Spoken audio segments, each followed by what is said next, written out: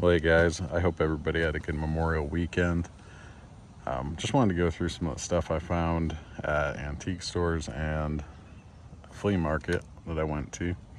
Got my old man to go with me and found some cool stuff. So we get started. First thing, I've seen this book at a few antique stores and it always caught my eye.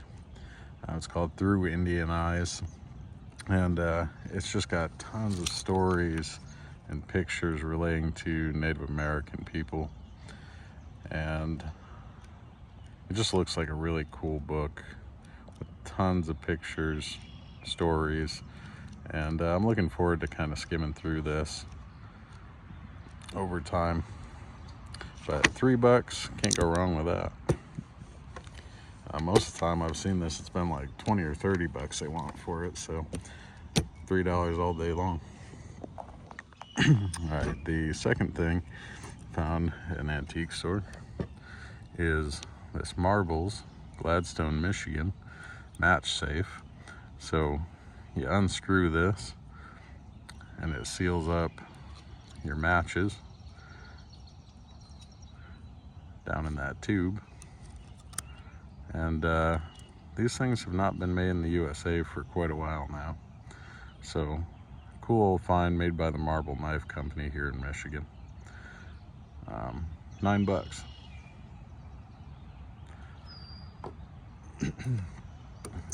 right, let's see. So the other thing I found at the antique stores was on a shelf there was a guy who had all these tomahawk handles he had made. So I picked up 2 of them. He only wanted $5 each, so you know, I'd throw tomahawks kind of as a fun little hobby, and you go through a lot of handles, and these days handles are anywhere from 10 to 15 bucks most of the time. This hawk head has been in my possession since I was about 6 years old. I have nicer ones, but this one is the one that I learned to throw with, and it's held up all that time. So I'm now 34, so you know, do the math, 28 years of throwing and still kicking. I think it was made in India. Yeah, but found a couple hawk handles, pretty pleased with that.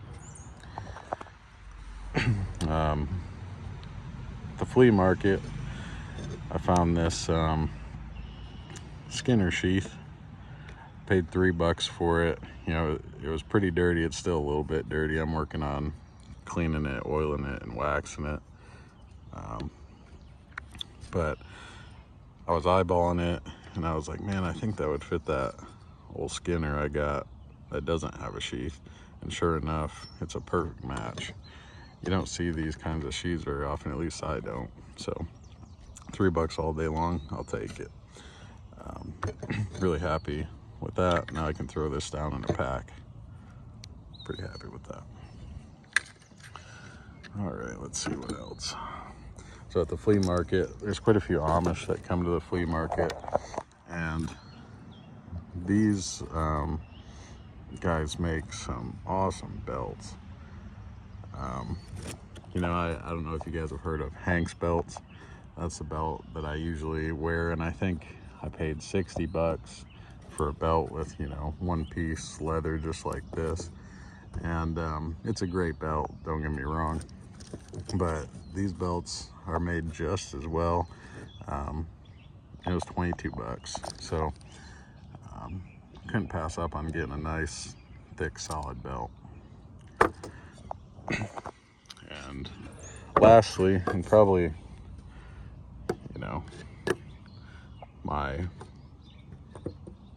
probably the pick that I was most excited about was this Esee Izula II.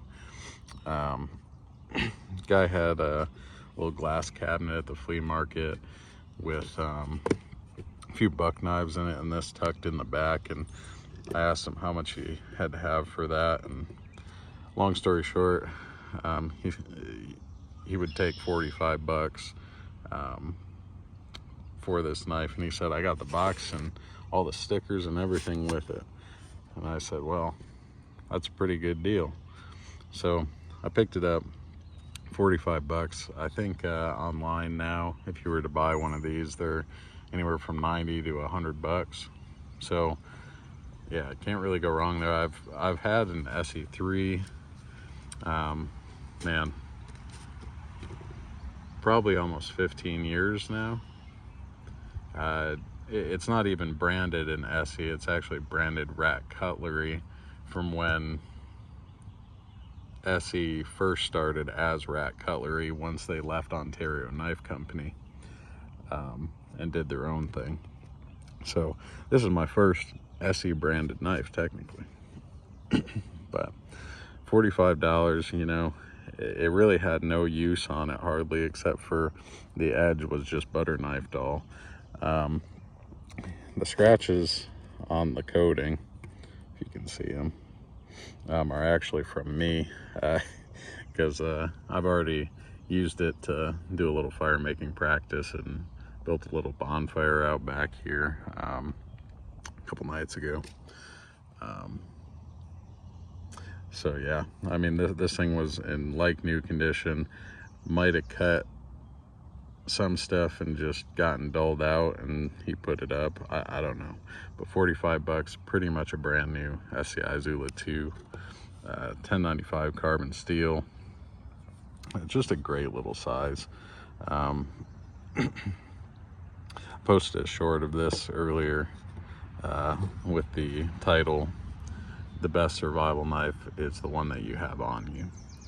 And in this case, this is a really tough, stout little fixed blade that can do really hard work, but it's compact enough that you can put this, in my opinion, it's compact enough. You can put this on your belt and have a folder in your pocket, and you know, if this is all you had, you can make it work. You could make it work. So yeah, I'm pretty pleased with that. I think this is probably what I would say is the definition of a small EDC survival knife. And I know that term gets thrown around a lot, but you can do work with this thing. And at $45, man, all day long, I will take that. And I'm going to use this knife.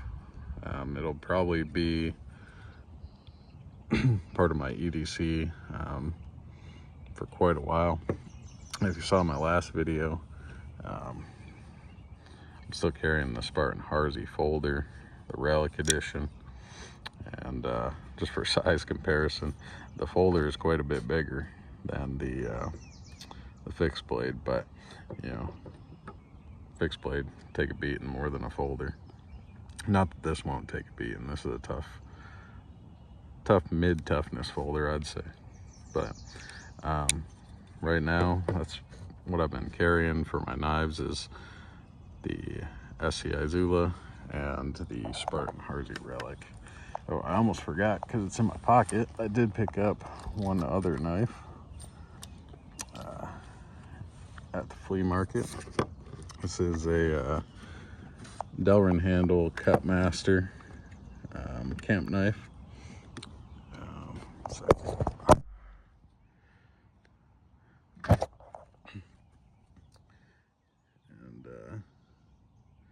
It's in pretty good shape. It looked like somebody cleaned it up a bit already, which is fine by me.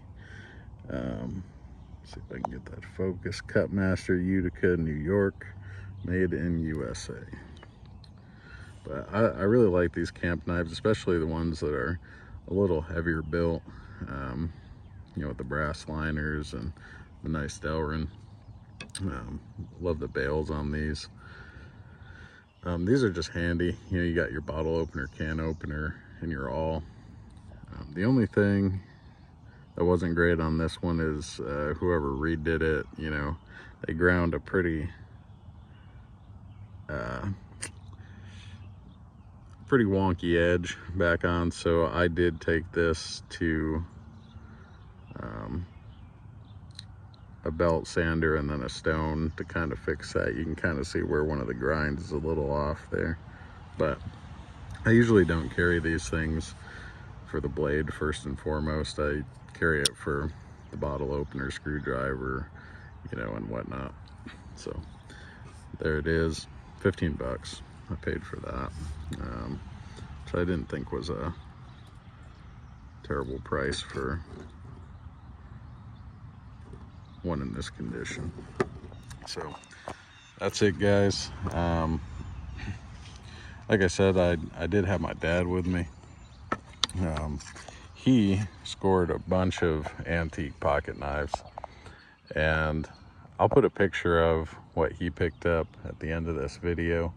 I think he ended up leaving with something like 16 or 18 antique knives.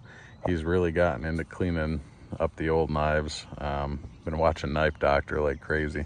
So maybe one of these days I can get him to sit down and show us some of the knives he's picked, and maybe the ones he picked this weekend. But I'll throw in a photo of what he got there at the end here. And until next time, guys, hope you have a great one. Hope your Memorial Day was awesome, and have a good week, y'all.